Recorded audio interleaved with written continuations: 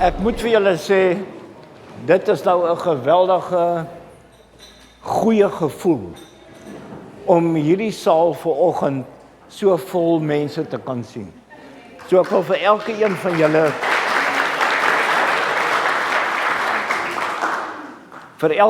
julle baie dankie sê vir die moeite wat julle gedoen het om vanoggend hier te kan wees. En vir almal wat gehelp het om toe te sien dat hierdie saal vol is vanoggend, aan hulle ook 'n spesiale woord van dank. Want mense, die gedagte is maar as ons sê ons funksioneer as die liggaam van Christus, dan moet ons almal saam kan werk. En ek dink dit het vanoggend gerealiseer. Al die bedienings, almal wat saam gewerk het om dit te realiseer vanoggend, nogmaals baie dankie vir julle. Goeiemôre vriende, dit is so heerlik om hier te staan vanoggend en om vir my bekend te stel is eintlik relatief maklik. My pad met Mike kom van 1997 af, wat ek hom die eerste keer ontmoet het, en so toe Emiel vir my vra, stel hom bekend toe, dink ek nou eers, gaan ek nou eers sy julle CV uithaal, julle kan dit op die internet gaan lees. Maar in 1997 is ek 'n jong dominee in Richmond in die Karoo, vars, nat agter die ore, en die ring reël dat Mike by die Pinksterbidure in die ring rondry en by elke gemeente kom optree. Ek ontmoet hom daar, hy slaap oor by ons en net 'n heerlike, pragtige, wonderlike tyd. Maar ek dink, kom ons nooi weer vir Mike. Eerste fout wat ek toe nou maak. So ons nooi toe vir Mike vir 'n sending naweek die volgende jaar 1998. En hy kom daag die gemeente uit. En hy sê, wil julle nie by wêreldsending betrokke raak nie? Daai tyd was hy by Geopende Deure. Hy sê, hy daag ons uit, hy sê, hoekom gaan julle as gemeente nie en julle gaan smokkel Bybels in China in nie? Ons sê vir hom, nee, nooit, ons is 'n klomp Karoo boere, hoe gaan ons dit nou reg kry? So, die volgende jaar, toe gaan ons China toe. 9 uit die gemeente in Richmond in die Karoo, vat toe die pad China toe, en julle moes daai kakiebroeke en wit bene in Beijing gesien het. Dit was iets om te aanskou. Maar die Here het ons onderneem en gelei, en dit was 'n ongelooflike tyd gewees. 2 jaar later is daar weer omtrent 10 of 11 uit die gemeente Egipte toe, waar ons die vervolgde kerk in Egipte ook gaan besoek het. So ek wil vir julle sê vanoggend, maak julle sitplekgordels vas. Mike is geneig om 'n mens uit te daag. En as jy gereed is om uitgedaag te word uit die Here se woord, spit jou ore en ons vra vir die Heilige Gees om ons harte oop te maak, om ook vanoggend te hoor wat Mike vir ons wil bring. Ja, so ek sê, Mike was baie jare by Geopende Deure, daarna was hy ook gewees by In Context, tans by Dialogos, meer as 50 jaar al 'n dienskneg van die Here, en ons is bevoorreg om vanoggend na hom te luister, ook sy vrou Helen, wat saam met hom hier is, heerlik om julle hier te ontvang. Kom ons sit so en bid ons saam. Here, ons draai hierdie oggend aan U op, Here, ook vir Mike en dit wat hy vir ons bring vanoggend. Here, ons leef in 'n wêreld wat stikkend is, 'n wêreld vol geweld en haat. Here, in 'n wêreld wat smag na U liefde. En dankie Here dat ons as gemeente kan betrokke wees in hierdie wêreld om U lig te laat skyn. Here, dat U deur die Gees vir ons help en lei om dit te doen. Hier op Grootbrak en tot aan die eindes van die aarde. En dankie dat ons hierdie oggend spesiaal kan inrig om saam met U en dan vir Mike, U dienskneg, ook te luister, Here, na wat U vir ons wil bring en hoe U ons ook wil uitdaag in hierdie oggend. Ons bid vir U seën op dit alles in Jesus naam. Amen.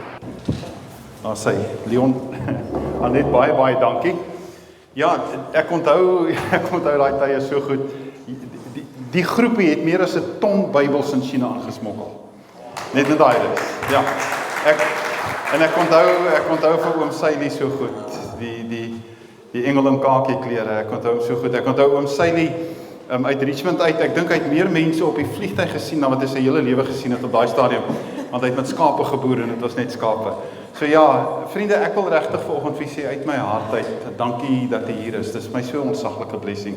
Paar ou vriende wat ek hierso sien, ou kennisse en ook twee van my persoonlike geloofshelde, Rico en Mariana Baas, julle daar sit hulle, die twee wat daar in Siberië kerk geplant het, minus 57 grade raak dit daar. So hier sit mense hier vanoggend wat regtig die hart van Jesus die wêreld ingeneem het. En u wat hierso sit speel 'n kardinale rol daarin. Ek wil regtig vir u sê baie dankie. Ek hoop ons kan vanoggend so 'n bietjie kyk wat gebeur in die Midde-Ooste, so 'n bietjie uit 'n ander perspektief, dat ons mekaar kan sê hierdie is 'n geleentheid waarin ons lewe. Die wêreld wat vandag gevorm word, is 'n wêreld wat God besig is om oop te maak vir sy kerk om in te beweeg. As ons dit nie sien nie, dan mis ons die punt. Maar ek wil graag vanoggend so met 4 punte ook net afsluit, dat ons mekaar kan sê, hoe stap ons vanoggend hieruit? Wat kan ons vanoggend saamneem om anders na hierdie wêreld te kyk? So ek wil u vanoggend so 'n bietjie voorstel aan 1 of 2 mense, u broers en susters in hierdie wêreld gedeeltes, en dan kan ons bietjie saam besin oor dit wat die Here doen.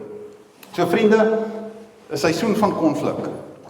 Ek hoef nie vanoggend vir u te kom sê wat in die Midde-Ooste te gebeur nie. U kyk die nuus, u weet wat gebeur. U sien Iran, u sien Israel. U weet van Libanon en Sirië. En ek moet vir u sê, so oor 3 dae is ek en Helen op pad Libanon en Sirië toe. So ons vlieg Woensdag hierso uit om die kerk in hierdie streek te gaan besoek. En dan hopelik om terug te kom om te sê, dit is hoe die kerk van die Here Jesus Christus in hierdie tyd, hierdie seisoen beleef. Ek dink baie keer, broers en susters, lees ons die skrif, veral Efesiërs 5, en dan sê ons vir mekaar, omdat die dae boos is, moet julle nie onverstandig wees nie, maar verstaan wat die wil van die Here is. Maar dit is nie wat daai skrif sê nie. Die skrif sê eintlik, koop die tyd uit omdat die dae boos is. Koop die tyd uit omdat die dae boos is. Daarom moet julle nie onverstandig wees nie. En vriende, ek luister na so baie kommentaar as ons nuus kyk en nuus luister. En ek hoor hoe mense praat oor die Midde-Ooste. En ons elkeen het so 'n klein stukkie van die waarheid weet van wat ons, die narratiewe wat ons gevoer word en die algoritmes op ons TV-skerms. Want dit waarna ons kyk word vir ons weer en weer gevoer. Dis amper maar soos 'n Suid-Afrikaner wat van biltong hou. En elke verjaarsdag kry jy net nog 'n pakkie biltong, want mense weet dis waarvan jy hou. En dis hoe ons rekenaarskerms werk. Ons rekenaars weet waarna ons kyk, en ons rekenaars voer dit vir ons. Ons rekenaars stel nie regtig daarin belang om jou perspektiewe te verbreek nie. Ons rekenaars stel daarin belang op sosiale media, dat jy sal kyk dit waarvan jy hou om te kyk. So as ons 'n Israel ondersteuner is, dan glo ons Israel, want dis al wat ons gevoer is. En as jy nie 'n Israel ondersteuner is nie, dan word jy al hoe meer nie een nie, want dit is wat jy gevoer word. En tussen dit alles verloor ons die konteks van God se seisoen. Ek dink dit is krities belangrik dat ons vir mekaar sal sê, broers en susters, daar's 2 tipe tyd waarna die Bybel verwys. As die Bybel vir ons sê, koop die tyd uit, dan word daar 'n spesifieke woord gebruik. Die een woord vir tyd is kronos. Ons almal ken kronos. Kronos is die kalendertyd. Dis die ure, die minute, die ure, die weke, die maande, die jare. As meneer Donald Trump sê hierdie oorlog is net 'n paar weke, dan praat hy van kronostyd. Dis meetbaar op die kalender. En dit is krities belangrik dat ons verstaan, as ons vandag na die wêreld kyk, dan kan ons nie deur kronostyd brille kyk nie. Die ander woord wat gebruik word is kairostyd. En dit is spesifiek daai woord in Efesiërs. As die Here vir ons sê, en as die Bybel vir ons sê, koop die tyd uit, dan praat dit van kairostyd, wat 'n geleentheid is, 'n seisoen is. Dis asof die Bybel vanoggend vir ons sê, hierdie seisoen gaan nie weer herhaal word nie. Ons gaan of in beweeg as 'n kerk, of ons gaan hom mis.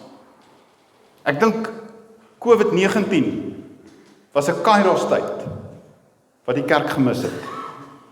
Want ons het in daai kairostyd het die kerk begin baklei oor moet ons maskers dra, moet ons nie maskers dra nie. Moet ons 'n inenting kry of moet ons nie een kry nie. Terwyl die wêreld gesterf het, die wêreld, en gesoek het na antwoorde. Ons kan nie in hierdie tyd, en broers en susters, ek het in my 50 jaar van bediening, het ek nog nie die kerk so verdeeld gesien soos ons hom vandag sien nie. Want jy kry jou Israel en jou anti-Israel, jou pro-Palestina en moet Iran aangeval word en Donald Trump en anti-Donald Trump en ons baklei met mekaar in 'n seisoen van geleenthede en ons kan dit nie bekostig nie. Ons lewe in 'n Kairos moment. En ek wil vanoggend vir julle sê, want ek woon net hier om die draai in Blanco, in George. Weet jy wat is ons grootste gevaar in hierdie streek? Weet jy wat is die grootste gevaar in Grootbrak? Grootbrak. Want ons almal skep hierdie gemaklike bubbels, né? Waarin ons lewe en waarin ons beweeg. En ons hou nie daarvan as mense om gestoor te word nie. Moet my nie kom pla vanoggend met nuus oor die Midde-Ooste nie, Mike. Ek is hier vir die ontbyt. Maar die realiteit is, broers en susters, geloof groei aan die ander kant van jou gemaaksone. Geleenthede lê aan die ander kant van ons gemaaksones. En dit is Leon, dit is julle daar waar ek in Richmond gepraat het met die skaapboere in die Karoo. Ek het nog nie so iets beleef nie. Ek moet vir julle sê, dit was ek dink een van my vrugbaarste besoeke ooit. Wat 'n gemeente opstaan en sê, ons kan nie hierdie geleentheid laat verbygaan nie. En wat Leon opstaan en sê, ons uit ons gemeente gaan 'n groep mense vat. En meer as 'n ton Bybels word ingeneem in China. Verstommend. Maar broers en susters, ek moet vanoggend hierdie geleenthede belewe en ervaar. So kom ek deel so vinnig met u. Ja, Leon het dit vanoggend gesê vir my en vir Helen 50 jaar gelede het ek as 'n jong sportstudent het geglo op daai stadium die Here het my geskape om rugby te speel. Dit was my passie in die lewe. 50 jaar gelede kom ek tot bekering en 'n week later is ek oor Olimpiese spele toe in Montreal. Die heel eerste persoon in my familie, my uitgebreide familie, wat ooit op 'n vliegtuig klim. Ek onthou, ons het in Pretoria gewoon, en dit was nog die Jan Smuts lughawe, nee. My familie het 'n piknikmandjie gepak, om lughawe toe te ry, want hulle seun gaan met die vliegtuig vlieg. Dit is nou baie jare terug. En ek het op die vliegtuig geklim, en ek het daar in Montreal geland, en in die tent gestaan, ek sal dit nooit vergeet nie, met Christene van dwars oor die wêreld, wat gekom het om die evangelie te deel. En my lewe het verander. My eerste vraag wie die evangelie na hulle toe gebring? Ek tog is net ons in Suid-Afrika wat ken. En ek het besef op daai moment, broers en susters, dat hier is 'n roeping in my lewe, wat ek nie meer kan miskyk nie. Daai jare, u sal onthou, die van u wat hier so sit, né?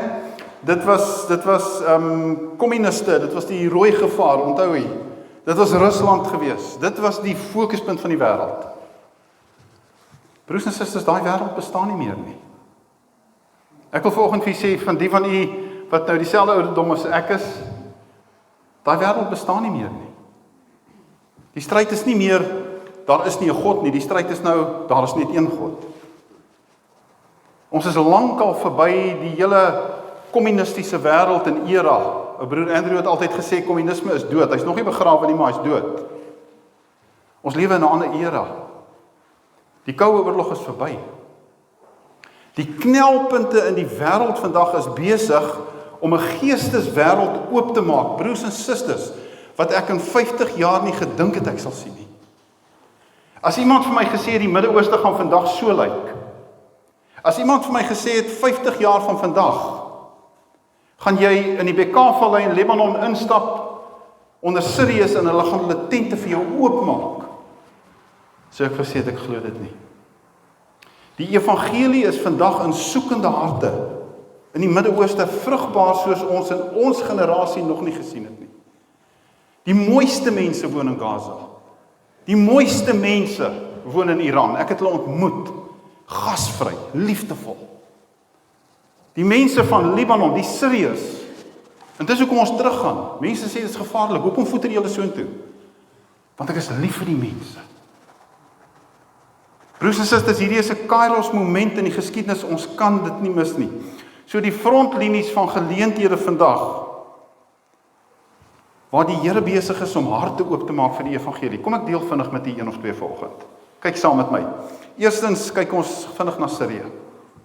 Broers en susters, 14 jaar van oorlog, 580.000 mense dood in Sirië. Hier is die foto's wat ons self geneem het.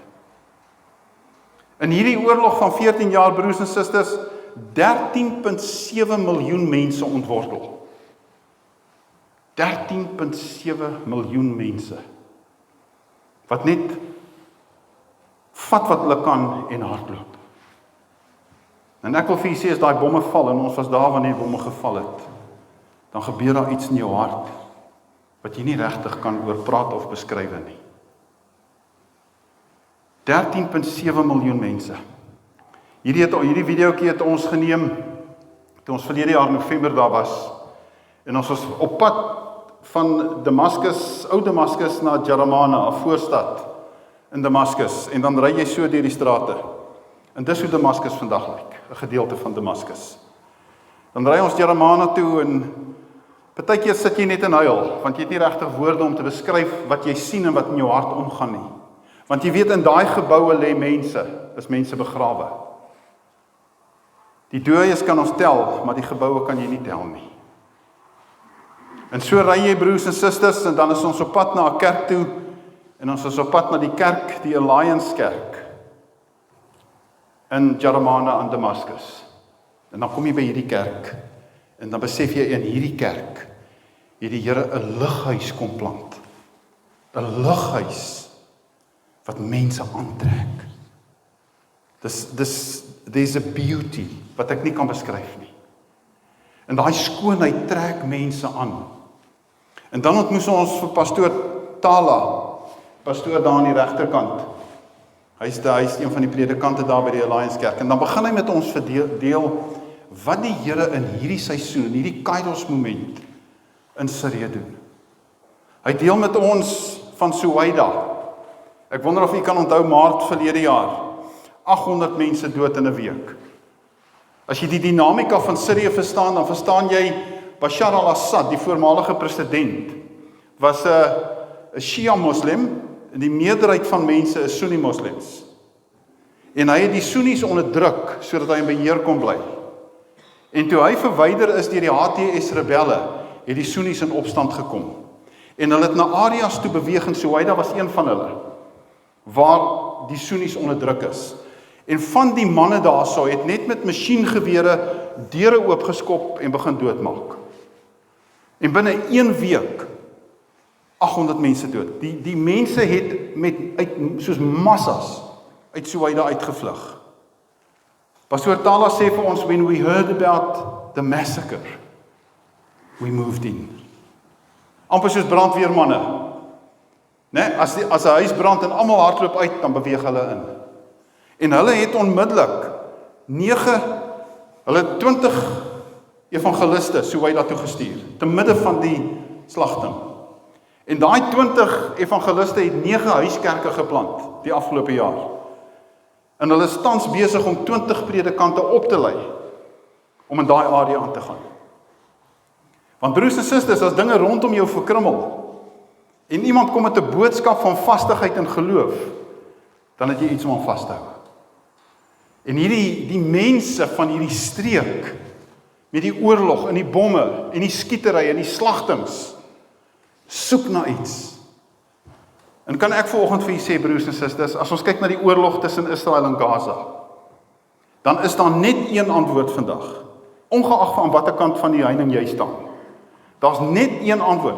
Israel het nie 'n antwoord nie, want hy's deel van die probleem. Hamas het nie 'n antwoord nie, want hy's deel van die probleem. Die Palestynë het nie 'n antwoord nie, want hulle is deel van die probleem. Daar's net een antwoord, en dit is die kerk van die Here Jesus Christus. Want die kerk staan as vredemaker tussen bakleiende faksies. En daarom in hierdie tyd wil ek vir julle sê, wat is die antwoord? Die kerk. Hoe kan ons betrokke raak? Die kerk. Hoe kan ons toesien dat daar vrede kom? Die kerk. Kyk na pastoor Tala, dan vertel hy vir ons, hulle het elke maand het hulle naaldwerkklasse in die kerk. Dan is daar elke maand 3000 moslim vrouens. Tussen 2 en 3000 moslim vrouens wat na die kerk toe kom. Want daarso vind hulle iets wat hulle kan doen. Hulle vind vrede, hulle vind liefde, hulle vind aanvaarding. Dis net verstommend wat die Here doen, broers en susters. Ons stap daar in Ou Damascus. Stap ons verby 'n kerkie en toe ons verbystap, toe sien ek hierdie tafel en op die tafel, dis Sirië. tafel vol Bybels. En ek sê vir my broer, ek sê vir Markel, what's this? Hy sê, my brother, these Bibles on the tables 24 hours a day. Enige iemand kan verbystap en 'n Bybel kom vat in sy eie taal en van Jesus leer. Toe ons die volgende dag verbystap, toe staan 'n paar Bybels weg. En ons sê ons wil hierdie predikant ontmoet. En ons gaan in die kerkgronde in en ons ontmoet vir pastoor Ibrahim. En pastoor Ibrahim begin vir ons vertel, dis hoe die kerkie binne lyk. Hy vertel vir ons hoe 'n paar weke gelede in die kerkie instap en toe hy die kerkie instap, toe sien hy so aan die agterkant van die kerk. Sit daar wat hy onmiddellik identifiseer as 'n ISIS-vegter. Nou Leon, ek weet nie as jy Sondag hier instap en jy sien 'n ISIS-vegter hier agter of jy jou boodskap so bietjie gaan aanpas nie. Hierdie ou het gesê hy het toe sy boodskap aangepas, hy het besef vanoggend moet hy die evangelie verkondig. So hy het toe besluit dis nou 'n lekker geleentheid wat hy nog bietjie meer kan praat, maar hy sê die ou sit agter in die kerk en hy weet vanoggend is hier of moeilikheid of iets 'n wonderwerk. Dis die enigste ding wat hier gaan gebeur. Maar hy verkondig die evangelie en hy sê aan die einde van die diens kom hierdie ISIS-vegter tot bekering. En hy gee sy hart vir die Here. En hulle het toe tyd om bietjie te gesels en hy gee vir hom 'n Bybel en bietjie te disipel, maar hierdie ISIS-vegter is toe op terug na sy dorpie toe. En broers en susters, hy sê die ou is weg en so 'n paar weke later kry hy 'n oproep van hierdie bekeerling wat vir hom sê, Pastor, you need to come to my village, I want to be baptized. Nou is hy ook maar redelik sensitief, want dis baie keer 'n lokval. Jy weet, hulle het hom nou identifiseer, maar hy besluit hy gaan. Hy sê toe hy die dorpie binnekom, broers en susters, toe sit daar 40 mans wat wag om gedoop te word. 40 mans, tot hierdie ISIS-vegter in die paar weke, 40 manne na die Here toe gelei. En hulle sit daar en hulle wag om gedoop te word. Broers en susters, die Here is besig om te werk. Net nog hierdie. Op 8 April, 2 maande terug, binne 10 minute, 100 lugaanvalle deur Israel op Libanon. Nou Libanon is vir my en Helen soos 'n tweede huis. Een van die mooiste lande, as jy daar in die sederwoude inry en dit sneeu, dan lyk dit mooier as Switserland. Ongelooflike land. En ons harte is stikkend as ons sien hoe daai bomme val. Nie net in Hezbollah areas nie, maar ook in Christen areas. En dis basies hoe dit lyk as 'n bom val, broers en susters, sommer so 100 lugaanvalle in 10 minute. Julle buurte wat verwoes word. In daai 10 minute 300 mense dood, 1100 beseer. 1.2 miljoen mense uit 'n populasie van 5 miljoen in 10 minute. 1 miljoen mense ontwortel. Mense vlug. Ons kontakte daar het vir ons die foto's gestuur net van karre wat jy nie kan beweeg nie. Soos mense vlug. In 10 minute. En broers en susters, dis die lughawe waar ons hierdie week gaan land, net om vir u 'n idee te gee.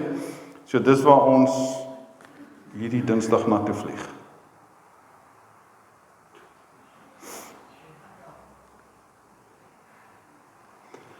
Ja, dit is, die een predikant het vir ons gesê, as jy die bom oorval, is jy gelukkig, want dan lewe jy nog. Dis as jy hom nie oorval nie. Ek weet ons het 'n vriend hierso, wat strategies betrokke was. Ek weet nie of jy weet wat is 'n bunkerbusterbom nie, ons het laas daaroor gepraat. 'n Bunkerbusterbom is 'n bom wat nie val en ontplof nie. Hy val, dan penetreer hy, en dan ontplof hy van onder af, amper soos so iets. En as jy in daai gebou gelewe het en gewoon het en geslaap het, dan word dit jou begrafplaas. En dis waarna ons kyk in Libanon op hierdie stadium. Maar nou wil ek vir julle vertel die Kairos moment, want dit is al wat jy op nuus sien. Dis al wat jy op nuus sien. Jy gaan nie die Kairos momente op Al Jazeera of CNN of Fox News sien nie. Dit is hoe Libanon lyk. Libanon is 'n gefragmenteerde land. So daar's 30% Christen, 30% Sunni, 30% Shia. En dan staan Druze en een of twee ander gemeenskappe. En hulle woon letterlik in kwartiere. So as jy van die lughawe af Beirut toe ry, dan ry jy deur die Shia gebied en jy kan letterlik sien as jy oor die straat ry, jy gaan nou in 'n ander gebied in. Partykeer sit daar selfs sluipmoorders, skutters op die woonstelblokke om seker te maak dat daar nie van hulle vyande inkom nie. Hulle woon in, jy kan nie sien, die pers is jou Shia Moslem. Shia Moslem is natuurlik tuiste van Hezbollah. Dan kry jy die groen daarso, dis jou Sunni Moslem areas, en die geel is jou Christen areas. So jy kan sien hierso die suide, Hezbollah, en hy grens natuurlik aan hierdie kant teen Israel.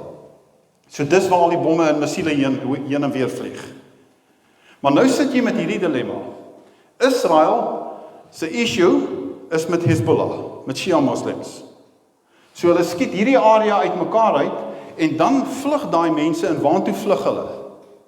Hulle eerste kwartiere waar hulle inbeweeg is die groen areas. So die Perse areas beweeg in die groen areas is na die Sunni gemeente toe, want dit is moslems, maar Shias en moslems haat mekaar. En as hulle in daai areas inkom, wat sê die Sunnis? Gaan weg, nie by ons nie, want as julle hier inkom, dan gaan Israel ons aanval. So waartoe beweeg hulle? Christen areas. En wat doen die Christene? Hulle staan met oop arms. Hulle sê kom. Die een kontak daarvan ons wat in die BK-vallei woon, het in hulle huis, wat seker helfte hierdie saal is, het hulle 12 Shia families ingeneem. En gesê, come stay with us. We will look after you. En die een Vera, ons een kontak sê, dat die een vroukie vir haar sê, when nobody wanted us, as Christians you took us in, and now every morning I wake up in the shadow of the cross. Kairos momente, broers en susters. Kairos geleenthede waarin ons lewe. Ons kan nie in hierdie seisoen na hierdie wêreld kyk, anders dan deur God se brille nie. Dis die senter daarso, wat ons nou gaan besoek, wat in die BK-vallei onder die Syriese vlugtelinge werk. So 1 miljoen vlugtelinge net in daai vallei, in tente. Kom ek vertel vir julle een getuienisie. Aan die regterkant staan Soso, 12 jaar oud. Pragtige jong meisie. Sy was 8 jaar oud toe die oorlog in Sirië begin het, of toe die oorlog in haar streek, die bomme begin val het. Wat haar pa net vir haar sê, gryp jou tassie en hardloop. Vir 8 dae hardloop hulle van Aleppo tot by die grens van Libanon. Haar pa was 'n boer. Dis nie dat hulle arme mense was nie. Hy was 'n suksesvolle boer. Sy vertel op een stadium kom hulle by 'n padblokkade, dat haar pa vir haar gaan sê, soos sy's 8 jaar oud op daai stadium, gaan staan net aan die ander kant. En toe sy daar staan, toe val 'n bom hier. En al wat sy kan onthou is hoe die liggaam van 'n man op haar val en hoe hy homself doodbloei bo op haar. Dis die realiteit, broers en susters. En ek luister na Soso, en al wat 'n ou kan doen is jy luister en jy huil en sê, Here, hoe in hierdie tyd vind ons lig en hoop? En dan vertel Soso vir ons dat sy in Lebanon, I found Jesus. En dan sê sy vir ons, Uncle Mike, I've lost everything. I've lost my home, my friends, my school, everything. But in Lebanon, I found Jesus. And now that I have Jesus, I have enough. Weet jy wat is haar roeping in die lewe? Om terug te gaan Sirië toe en die evangelie te gaan verkondig. Te midde van dit wat gebeur, broers en susters, lewe ons in Kairos oomblikke. Dis die span daarso. Ons sien hulle hierdie week weer. Ek kan nie wag om hulle te sien nie. En hier aan die regterkant staan 'n jong mannetjie, né? Sy naam is Jakobus. Sy pa is Kobus van Sail, hy is die predikant hierso by Reebok. Dis sy seun daarso. Hy is ons werkertjie daar van dialoog, ons werk hy daar. Amazing jong man. Half blind. Maar dit maak hom so aanvaarbaar binne jou gemeenskap daar.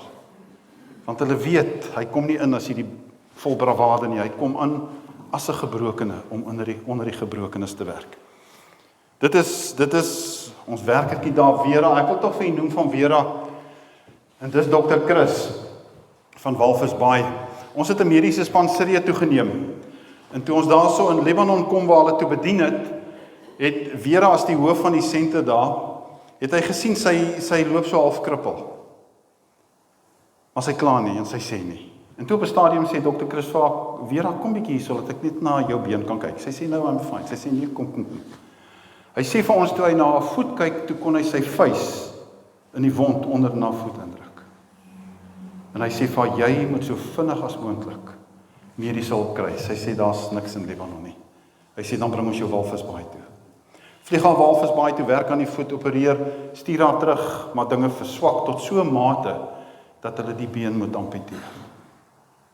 En weet jy, haar getuienis ongelooflik. As jy nou verstaan, die kultuur in die Midde-Ooste is 'n eer en skande kultuur. So dit was vir haar 'n groot skande.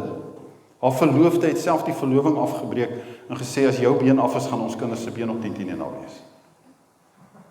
En met daai been begin sy aanvaarding beleef binne die vlugtelinggemeenskap. En sy sê, vir die eerste keer kan ek identifiseer met hulle wat alles verloor het, want ek het ook iets verloor.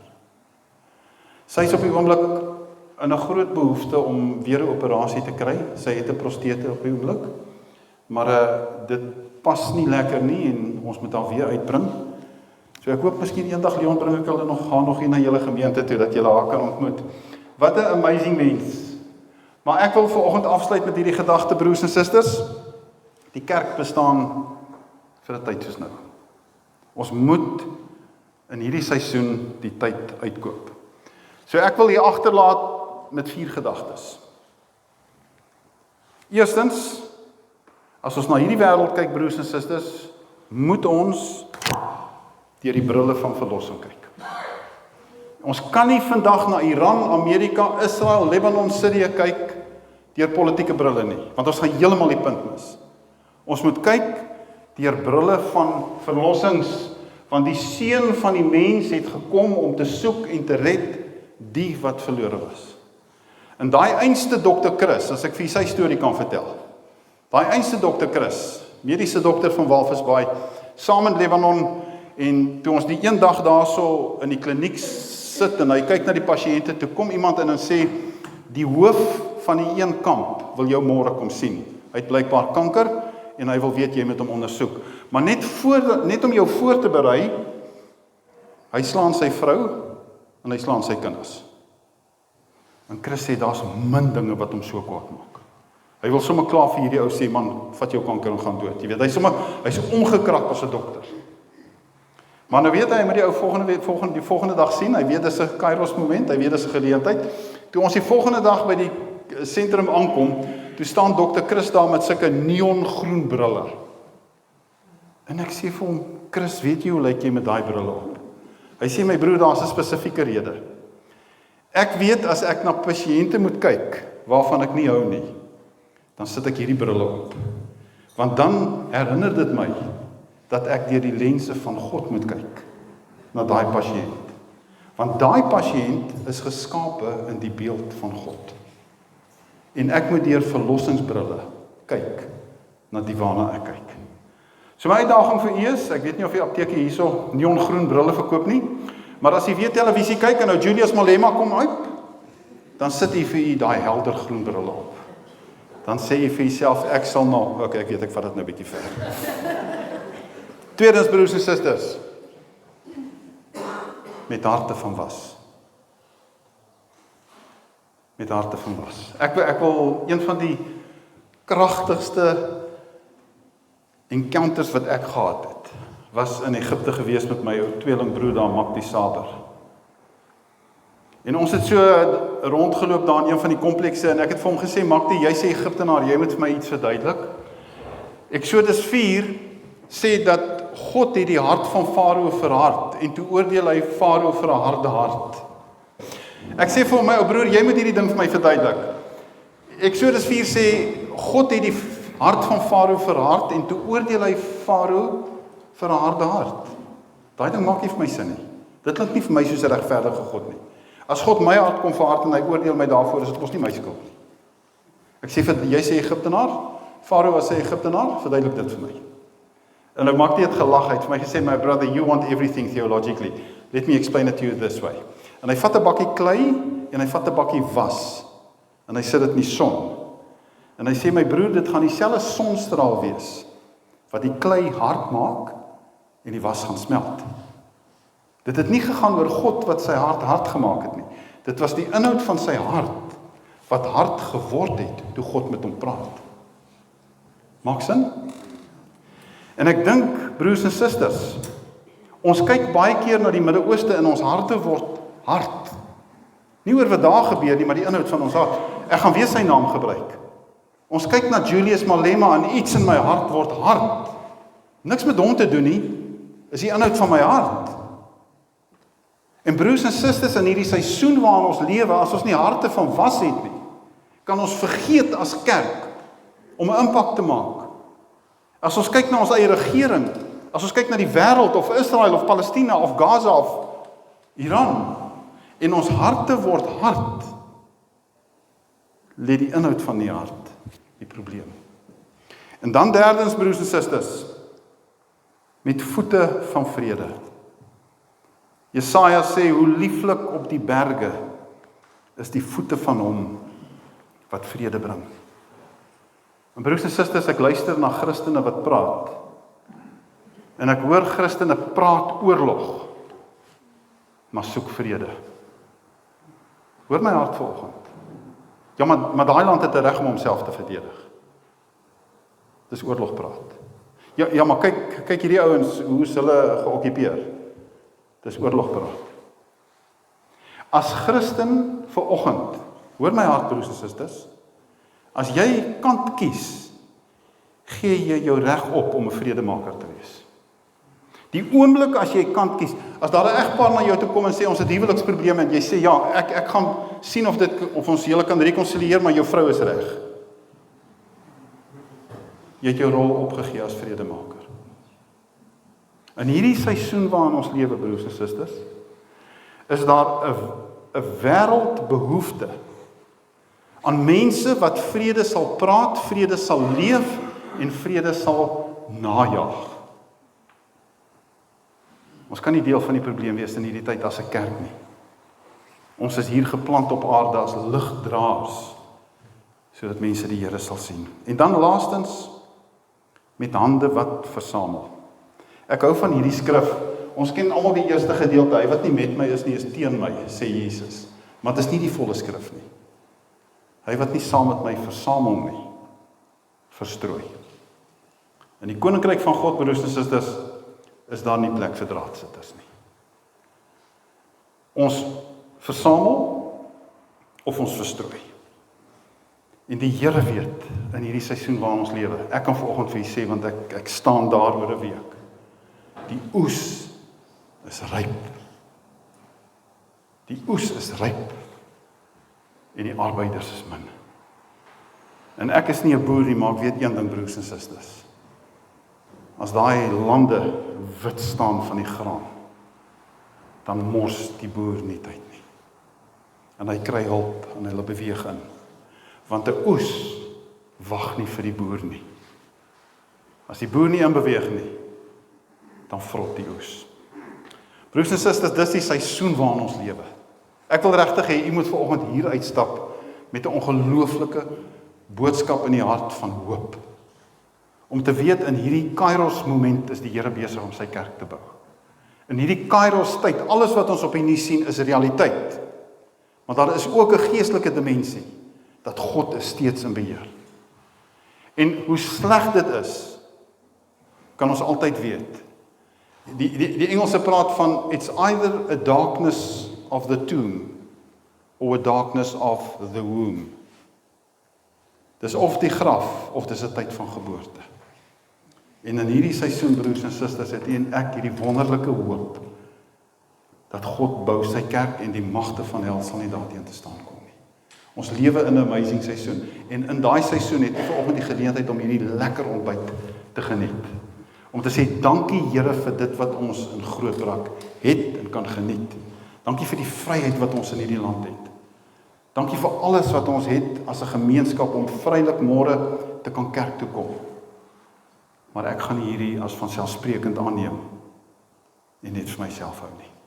Broers en susters, fluit, my storie is uit. Ek wil miskien sê, daar was vanoggend 'n vraag gewees rondom die hele, hoekom laat die regering in Libanon dit toe, dat Hezbollah so opereer. En ek wil tog vir u sê, as ek nou daai stukkie verduidelik het van die fragmentasie, moet u vanoggend weet, Libanon is 'n baie unieke land.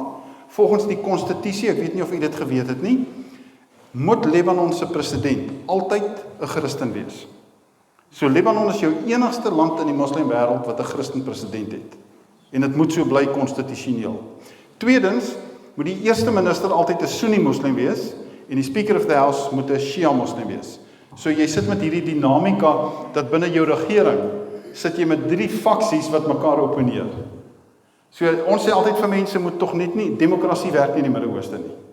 So jy bid nie in die Midde-Ooste vir 'n demokrasie nie, jy bid nie in Iran vir 'n demokratiese leierskap nie. Dit verwoes die lande daar, want hulle funksioneer nie onder 'n stelsel en 'n wêreldsiening van reg en verkeerd nie. Hulle funksioneer onder 'n wêreldsiening van eer en skande. So jy bid vir 'n goeie diktator. En ons sien in Egipte so half en half, met Assisi daar so half en half 'n goeie diktator. En dis waarvoor ons bid. Maar ons moet mooi verstaan, ons bid nie vir 'n Amerikaanse demokrasie in Iran nie, want dan sal dit Iran verwoes. Enige ander vrae, dan gaan ek afsluit. Daar's hy. Ek het 'n paar boeke saamgebring. Een van my gunsteling boeke is Dans met Kamele. Dis 'n baie lekker boek, want hy het 52 hoofstukkies in, en so 'n hoofstukkie vir elke week. So ek sê altyd vir mense, moet asseblief nie die boek optel en gaan probeer klaar lees nie. Lees 1 hoofstuk 'n week, dan het jy so 'n hele jaar wat jy deur die boekie kan werk sistematies. En daar's 'n paar lekker Bybellesse uit die vervolgde kerk met getuienisse. So hy is hier so 'n paar ander. Ek weet nie, hierdie ouetjie, ek weet nie of julle daar van ver af kan sien wat hierdie voorblad hierdie is nie. Kom kyk nader, en dan maak jy net jou oë so, dan kyk jy wat sien jy. Anamorphic Christianity. En dan broers en susters wil ek tog vir julle noem, ek is betrokke by Dialogos. Rico is saam met ons daarso, Rico en Mariana. En as julle 'n bietjie meer inligting wil hê, ons stuur so 1 keer 'n week, 2 keer 'n week, stuur ons 'n Christelike perspektief op wêreldnuus. Wat ons net help om deur God se brille te kyk na aktiewe gebeure. Is nie 'n profetiese bediening nie, is ook nie, ons kyk nie na Christennuus nie, ons kyk na wêreldnuus uit 'n Christelike perspektief. Dan moet jy net vanoggend vir my u naam en telefoonnommer kan gee. Ons stuur die links, stuur ons gewoonlik op WhatsApp, en dan kan u op die internet gaan kyk. So as u 'n bietjie meer inligting wil hê, kom gesels met my, ek is beskikbaar, en ek help vir u baie graag. Emiel, uit my hart uit, dankie vir vanoggend vir jou en die span. Julle het 'n amazing werk gedoen. Dankie vir u wat gekom het en die Saterdagoggend opgegee het. En nou gaan ek vir Fred oorgee. Kan ek net 'n indikasie kry wie hierso het iets nuuts geleer of sy hart is aangeraak deur Mike se praatjie vanmôre? Ja, ek dink elkeen van ons, Mike. Mike is natuurlik bekend wêreldwyd. Ek beweeg in die internasionale sendingkringe en by meer as een geleentheid toe iemand hoor, kom jy van Suid-Afrika af, ken jy vir Mike Burnett? Dan kon ek nou sê, ja, ek het hom al ontmoet, hy bly in ons buurdorp. So Mike, jou boeke en die insig wat jy het. En hierso in 1 Kronieke 12 vers 32 is daar 'n versie wat sê, praat van die mense van die Isaskar stam. Die mense wat die tekens van die tye verstaan het en geweet het wat Israel te doen staan. En ek dink daai insig wat die Here vir jou gegee het, Mike, om regtig te kan verstaan, en ek dink dit was regtig van die Here dat hy so 'n groot groep mense het, want ons wêreldbeskouing moet verander. Ons kan nie net die slegte nuus luister nie, ons het nodig om die koninkryksperspektief te hê. En die Here het regtig vir jou 'n gawe gegee om nie net dit te kan verstaan nie, maar ook op so 'n inspirerende manier te kan weergee. So ek wil net namens almal wat hier is, namens die gemeente, vir jou baie dankie sê vir jou moeite. Dankie dat jy hier was vanoggend. Die Here seën jou. En nou, ja, kom ons gee 'n handeklap. En nou die tyd aangebreek dat ons eet. So kom ons sluit ons oë vir die tafelgebed. Dankie Vader dat U so groot is, dat U dieselfde God wat ons hier aanbid, dieselfde God is wat aan die werk is, Here, selfs te midde van oorlog en moeilike tye in die Midde-Ooste en reg oor die wêreld is U besig. Dankie Here dat ons as gemeente kan saam sit vandag en ook saam kan eet, Dankie vir u voorsiening, dat u ons voorsiener is, dat u vir ons sorg, en ons wil bid, Here, dat dit 'n geseënde tyd van samesyn sal wees, dat u die voedsel in ons liggame sal seën. Seën ook die hande wat dit voorberei. In Jesus se naam. Amen.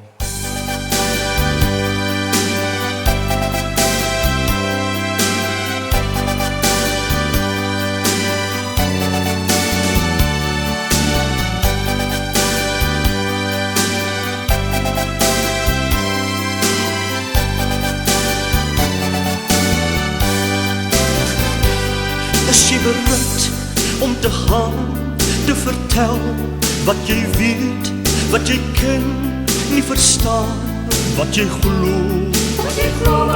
Is jy bereid om te hoor wat jou God van jou vra, om sy woord uit te dra, te vertel?